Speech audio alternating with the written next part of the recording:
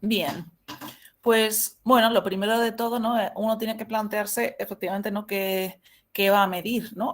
Queremos medir el desarrollo sostenible del que nos hablaba Carlos Arias, el hábitat, ¿no? Cuáles son sus alcances, porque una cosa es el hábitat y todavía el desarrollo sostenible es todavía aún más complejo y amplio, ¿no?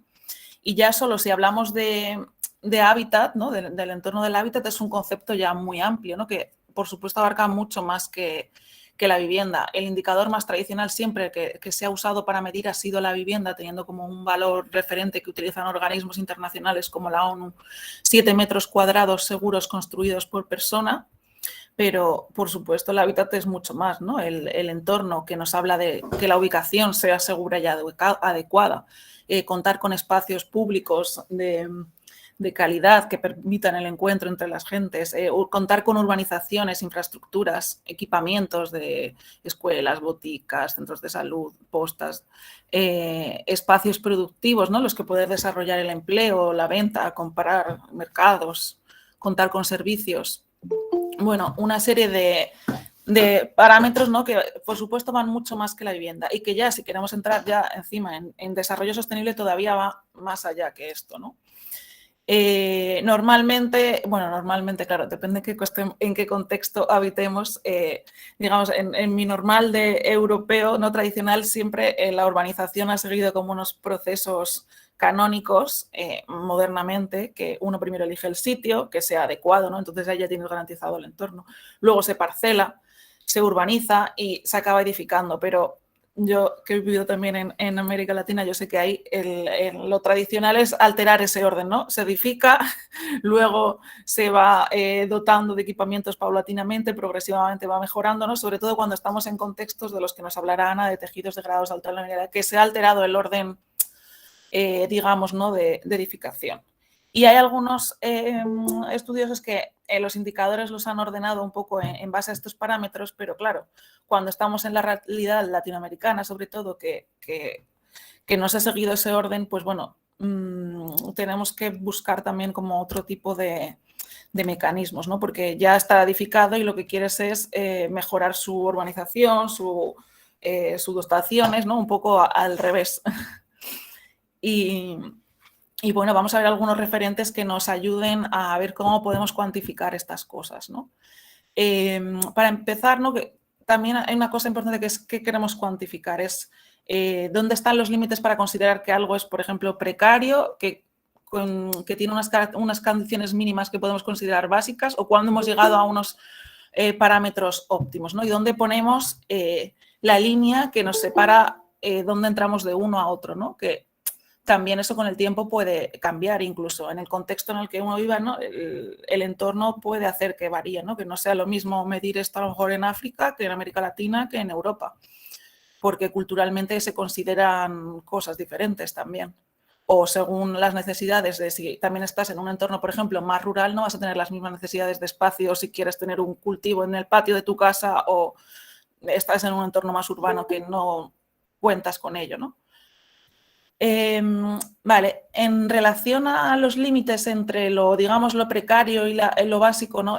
Las Naciones Unidas han definido tradicionalmente un tugurio que, bueno, para nosotros el tejido degradado de alta vulnerabilidad, como hablará Ana, será más rico que el tugurio, pero bueno, eso tradicionalmente lo han medido a los organismos internacionales en 5 parámetros básicos, ¿no? Y considera un tugurio un hogar que carece de uno o más elementos de estos que he listo aquí, ¿no? El acceso al agua potable, que tiene un indicador específico para saber qué es acceso a agua potable, ¿no? 20 litros por persona a día y que esté a menos de 1 hora a pie y que coste menos que el 10% de los ingresos, ¿no? Para que sea asequible, ya no es solo el acceso, sino que sea asequible y así. Y con eso hacen lo mismo también, acceso al saneamiento básico, área suficiente para vivir, ahí pongo en pequeñito cuál es el indicador que han medido, que sea una vivienda duradera, en un espaciamiento adecuado, estructura adecuada y tenencia segura, ¿no? Pero, claro, la habitabilidad es un poco más, ¿no? La habitabilidad del entorno, y sobre todo si queremos que sea sostenible, es un poco más rico y complejo que estos 5 parámetros básicos en los que se ha medido tradicionalmente. Y se continúa porque los objetivos de desarrollo del milenio, por ejemplo, que enunció Carlos Arias, usaban esto para definir el objetivo de reducir el número de personas habitando en tugurios, lo midieron en base a esto. Y en los ODS se ha mantenido un poco esta cuantificación, ¿no? Entonces, bueno, hay que saber qué definimos por tugurio o por tejido para saber de qué estamos hablando. Porque incluso, por ejemplo, los parámetros que emplean como tugurio en República Dominicana dan un número que en verdad es menor a la realidad que existe en Dominicana de lo que hay de tejido degradado de alta vulnerabilidad. Según cómo se mide, podemos obtener números diferentes. Y eso puede ser también un instrumento político que hay que tener cuidado, ¿no? Bueno, eso para la habitabilidad, digamos, de un límite que puede que no considere básico, pero que sí se da, digamos, se permite en entornos de emergencia, como pueden ser campamentos de realojo de población migrante que está huyendo de una guerra, ¿no? Pues para eso hay unas normas que son las de Proyecto Esfera, que ha habido muchas ediciones desde el 97, la última más reciente, si no me equivoco, es del 2018. No sé si la han actualizado y me he quedado atrás, pero bueno, de las que le he dado seguimiento son esos años. Y ahí se basan como en estos 5 capítulos para definir indicadores. Claro, que estos los consideren adecuados para campamentos de emergencia, ¿no? Que nosotros, si queremos ordenar la ciudad, pues tenemos que ir un poquito más allá. Pero bueno, ahí os voy dejando referencias por si alguno quiere conocer los indicadores a profundidad, pues puede estudiarlos luego.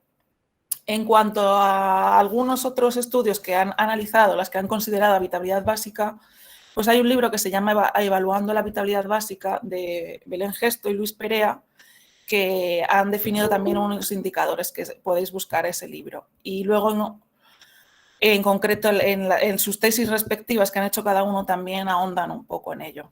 Ellos lo ordenan en base a lo que os decía de las fases de elección del sitio, parcelación, urbanización, edificación, que tienen parámetros interesantes, pero claro, para el contexto latinoamericano, que lo que normalmente estamos haciendo ahora, nos encontramos es, bueno, para un ex novo, ¿no? Si vamos a planificar un sitio nuevo, que sería lo correcto, seguiríamos ese orden, pero si ya lo tenemos construido y lo que queremos es mejorarlo, pues bueno, ese orden no nos ayuda tanto, pero aún así es interesante verlos porque dan algunos parámetros interesantes de cuál es una parcela mínima adecuada y otra serie de números que a lo mejor uno no tiene tan en la cabeza y sirven de referente.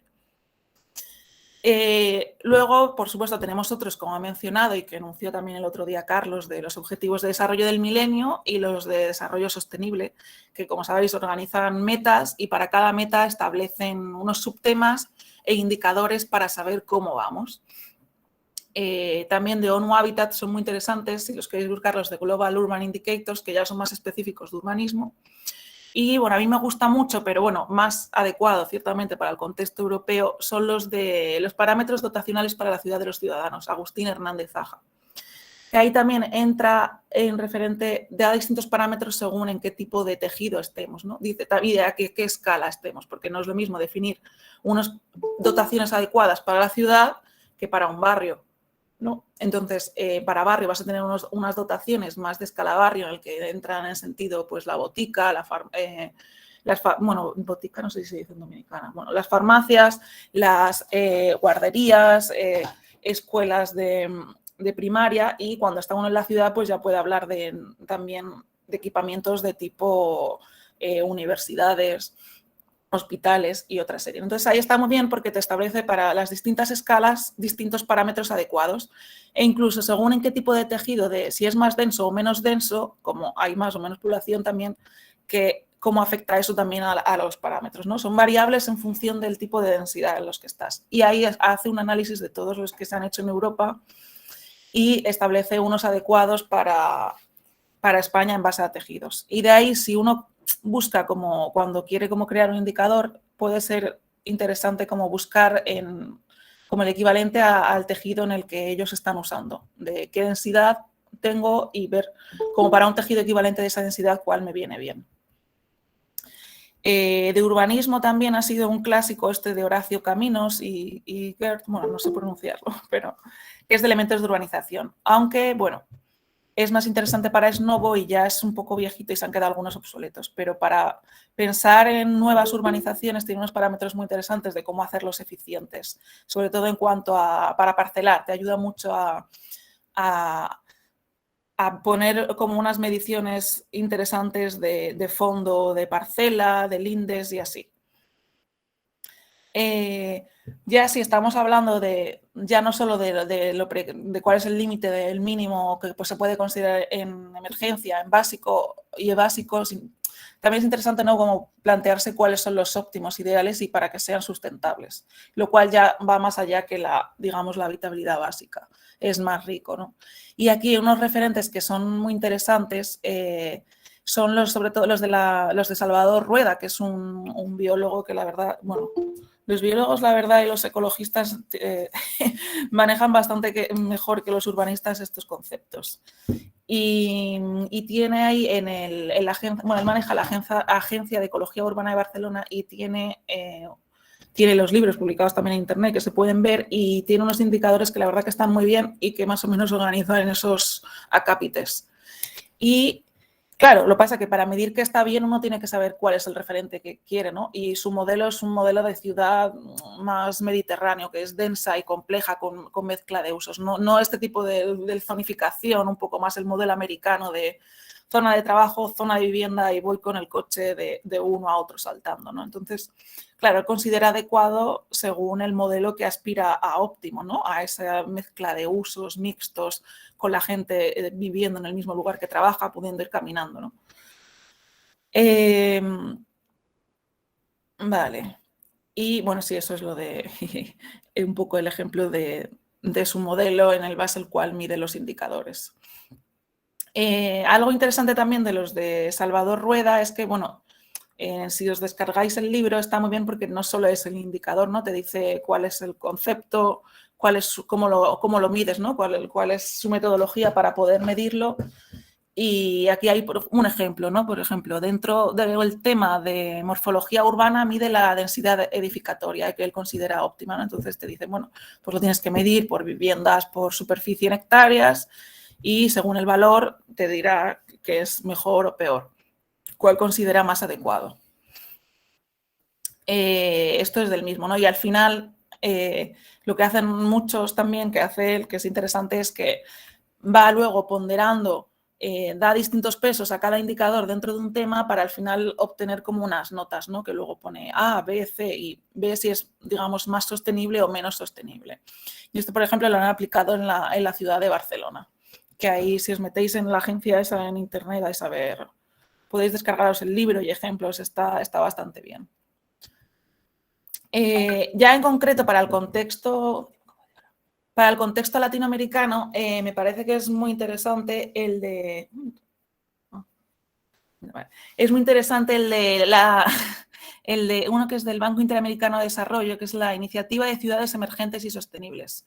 Esa iniciativa plantea, ahí tenéis el enlace para buscarlo luego si queréis, ¿vale? Plantea como no son un sistema de indicadores, en verdad, es un sistema de indicadores dentro de un proceso orientado a la acción en el cual tienen fases, ¿no?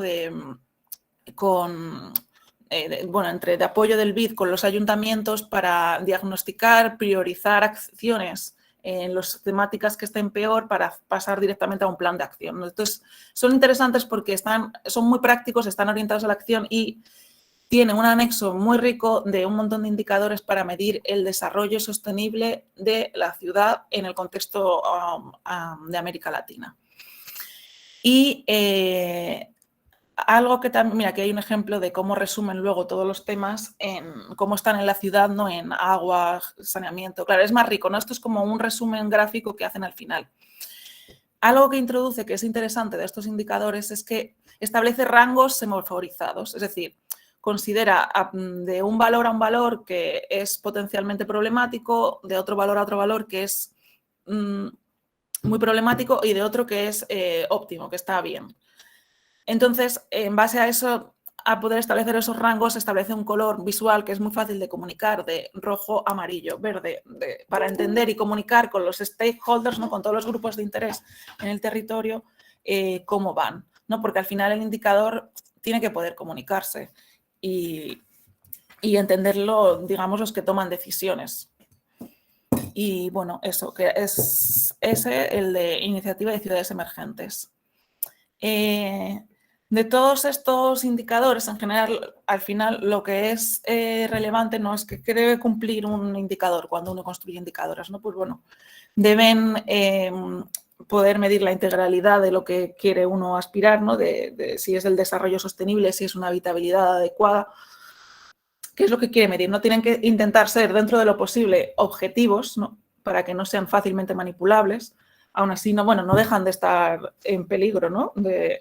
Porque al final, según uno cómo quiere medir una cosa, si no son objetivos, al final, pues eso, lo puede manipular políticamente a alguien para mostrar que su gobierno va mejor, por ejemplo. Entonces, bueno, si uno quiere construirlos bien, pues eso, tiene que mantener esa objetividad.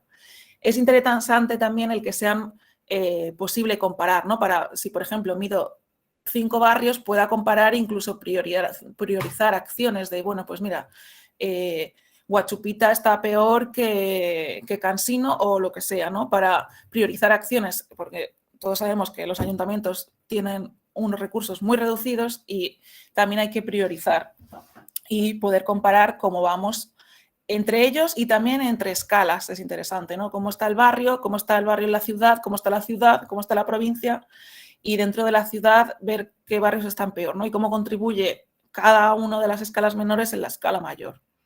Eso bueno, no, nada, ahora veremos eso.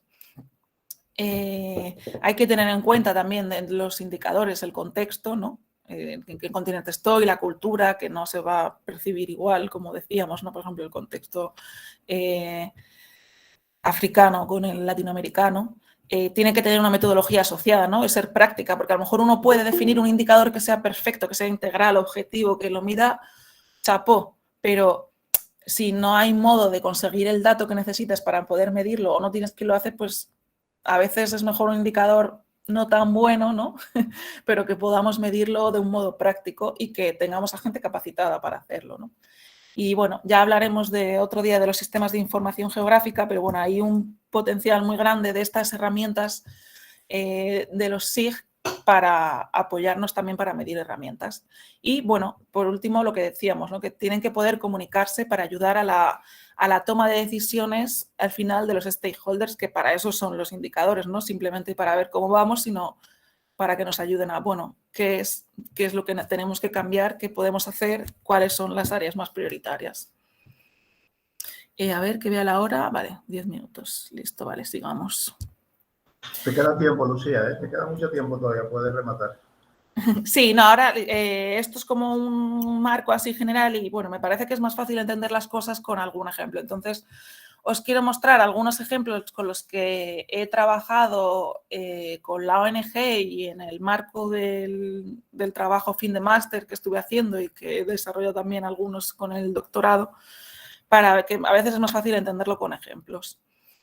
Entonces, bueno, en concreto para el máster, lo que quise desarrollar fue una metodología un poco para tomar decisiones de mejoras en barrios, como la que hace el ICES a escala ciudad, la que os decía de la iniciativa de ciudades emergentes y sostenibles del Banco Interamericano de Desarrollo, pero digamos aplatanado para República Dominicana y en versión barrio, para que digamos tuviéramos como pudiéramos tener dos instrumentos que se complementarían, que se complementen. Bien, claro, aquí hay un ejemplo de una ficha muy básica, bastante básica, de escala barrio. Vemos dos barrios, el de Cansino adentro en Santo Domingo Este y el barrio de Bellavista en Bajos de Jaina.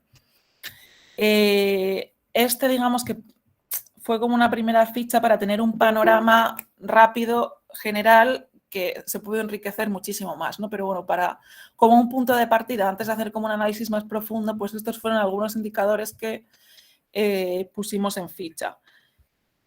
Que bueno, tienen su plano asociado para tener una visual, ¿no? Que ayude a comparar, y con su contexto provincial, municipal y distrital, con datos básicos del índice de calidad de vida, superficie, población, crecimiento y densidad.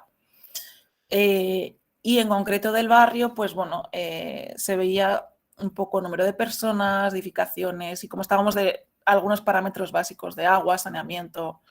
Y estos, hay algunos básicos que se pueden medir simplemente directamente tomando los datos del mapa de la pobreza del MEPID, pero bueno, ese sabéis que ese libro es del 2014 y con datos de la ONE del 2010, que se ha quedado bastante obsoleto y hasta que no lo actualicen, bueno, la realidad es que cuando comparamos esos datos con los barrios distan bastante de la realidad, nos encontramos. Pero bueno, para un primer panorama nos sirven. Y estos en concreto ya estaban, de Cansino adentro, estaban modificados ya en base a levantamientos que se hicieron, ¿vale? Ya digamos, está corregido no con el del mapa de la pobreza, sino en base a los levantamientos. Y bueno, aquí veis algunos que hay. No todos tienen que ser como cuantitativos, ¿no? Como si tengo el 80% de residuos sólidos urbanos que se recogen por el camión, sino que también puede haber algunas cosas como simplemente, bueno, a nivel, por ejemplo, en organizaciones comunitarias, ¿no? Con encuestas que se pueden hacer a la gente de si existen o están más o menos consolidadas y de qué tipo son. Bueno, para que sepáis que no solo las cosas tienen que ser cuantitativas, sino que puede haber también cualitativas. Vale. Un indicador, claro, según que estemos midiendo, puede ser algo tan complejo como el desarrollo sostenible o una cosa muy concreta como la vivienda. Entonces, claro, un indicador normalmente, si queremos medir algo complejo como el hábitat o el desarrollo sostenible, lo que vamos a tener es que hacer dimensiones, temas, subtemas e indicadores dentro de ellos, ¿no? ¿Qué partes componen, por ejemplo, aquí un tema dentro de uno que medí de hábitat sostenible? Pues el uso del suelo, ordenamiento del territorio. Pero ese, claro, ya solo ese concepto también es amplio, ¿no? Y ese se componía a su vez del subtema densidad, vivienda, suelo público, planificación de uso del suelo, diversidad de usos y complejidad. Y cada uno de esos tú obtienes un valor y, claro, te pesará más o menos. Tienes que ir estableciendo pesos que tiene el subtema para darle un valor al tema al final, ¿no? Y luego el subtema, por ejemplo, aquí os pongo un ejemplo, el subtema de infraestructura de transporte equilibrado, mirad cómo yo lo componía de 4 indicadores concretos, ¿no? Densidad de la malla, kilómetros de vías dedicados a transporte público, kilómetros de sendas de bicicleta, porcentaje de espacio peatonal. Y claro, aquí hay un ejemplo de una estructura de un indicador, ¿no? El indicador es no solo el indicador, ¿no? Densidad de la malla, vale, pero ¿cómo sé si está bien o mal, ¿no? Entonces, ¿cómo lo describo? Porque tiene que ser objetivo lo que decíamos, ¿no? Porque si yo simplemente le digo a cada alcalde de cada municipio medirme la densidad de la malla si está bien o mal, pues me va a decir, bien, mal, no va a poder compararse, ¿no? Tiene que ser un valor objetivo. Sí, necesita una descripción concreta, ¿no? Entonces, hay que detallar cada indicador en una descripción. Por ejemplo, densidad de la malla, longitud total de metros de viario entre el número de hectáreas, con su unidad de medida, metros lineales por hectárea, porque si no va a ser imposible comparar, no va a ser objetivo y, bueno, todo el mundo si no simplemente va a decir, estamos muy mal y no tendríamos valores objetivos. Y como os decía, así como me parece interesante que establecer valores de referencia en los que consideremos un desarrollo, digamos, sostenible, un buen desempeño, uno potencialmente problemático y uno altamente problemático, no sostenible, ¿no?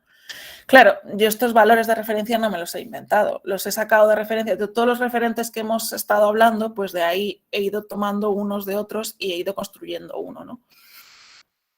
Y ahí vamos viendo, ¿no? Entonces aquí ya podemos, cuando tengo que la densidad de la malla me sale en amarillo, no es porque me ha dado la gana o opino que está así, sino porque me ha salido un valor que cae entre el valor de referencia entre 100 y 150 y me sale ese valor, ¿no?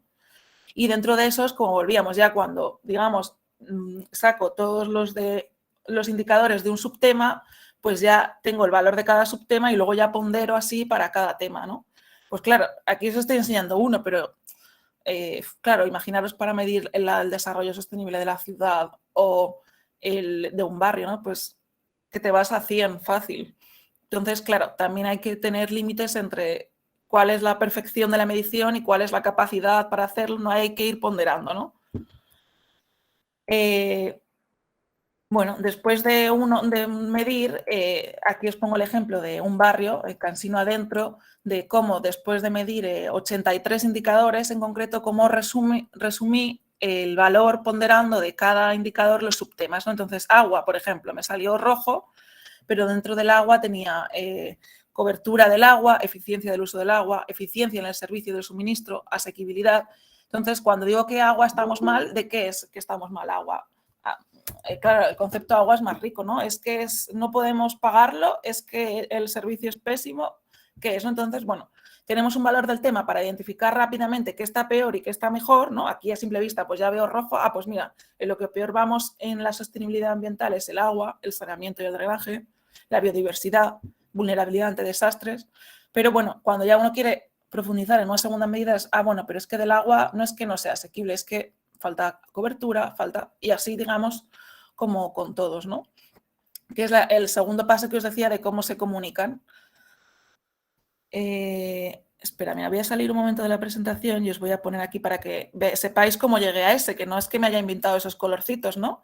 Sino que así como os decía que de cada uno tenía el subtema, el indicador, descripción, unidad de medida, su metodología, ¿vale? Pues de ahí uno puede ir calculando. Claro, este es un poco intenso, pero y ahí tiene uno que entrar en qué tan fácil o no fácil lo hace, qué capacidades cuento para desarrollarlos mejor o peor y así. Entonces, estos son con los que se ha obtenido este resumen, pero claro, uno como técnico calcula esto, pero luego para comunicar con los tomadores de decisiones, pues tampoco puede enseñar todo esto según con quién, ¿no? Entonces, es importante luego en la traslación a cómo comunico, ¿no? Entonces, las herramientas de semaforización ayudan bastante. Esperar que vuelva al grande aquí para que se vea bien. Y bueno, para distintas dimensiones, ¿no? Esta, por ejemplo, es la dimensión de sostenibilidad ambiental, que lo dividí en estos acápites, pero bueno, que se pueden dividir de otras formas, no tienen que ser estos, ¿no? Y lo mismo, por ejemplo, para la sostenibilidad urbana, con estos grupos, dos bloques que ordené y que podríamos ordenar diferente. Eso no es tampoco relevante, mientras tengan como una lógica y cubramos un poco pues áreas relevantes que acaben midiendo. Y estos mismos luego, si ya solo nos quedamos con el resumen del tema, ¿no? Pues uno puede ver aquí un detalle de una rueda de cómo estamos en estos temas.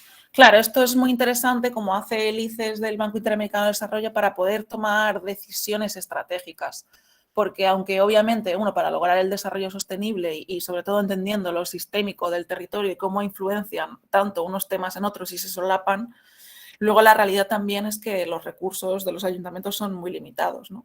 Y bueno, pues tener este tipo de herramientas puede ayudar a priorizar acciones. Que no es que nos olvidemos del otro, ¿no? Siempre tenemos que tener el panorama global, sistémico de todo, pero tendremos que ir iterativamente y iterativamente, pues bueno, tendremos que empezar también por las áreas que requieren más atención y más urgencia. Y este tipo de instrumentos pues pueden ayudar. Algo que en este ejemplo de Cansino Adentro copié del ICES, que hace a escala ciudad, pero que hice a escala barrio aquí en este ejemplo con Cansino, que me parece muy interesante es que luego, bueno, además de los colores, ordenarlos. Algo tan tonto como los resultados finales, ordenarlos de peor a mejor, ¿no? Entonces aquí, por ejemplo, arriba veo en orden, ¿no? ¿Cuál está peor? Entonces, para lo mismo, ¿no? ¿Para qué es útil? Para tomar decisiones. Y otra cosa que se hizo aquí fue